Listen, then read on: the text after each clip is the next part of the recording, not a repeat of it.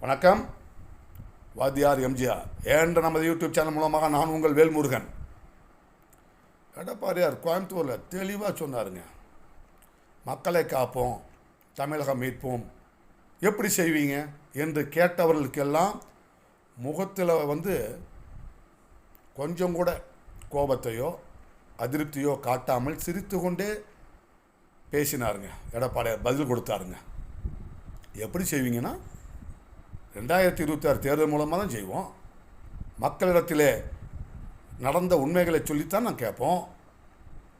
இந்த நாட்டிலே நடக்கின்ற அநியாயங்களை, பாதுகாப்பற்ற சூழ்நிலையை, குறிப்பாக பெண்கள், தாய்மார்கள் பாதுகாப்பு இல்லாமல் இருக்கிறத சொல்லுவோம்.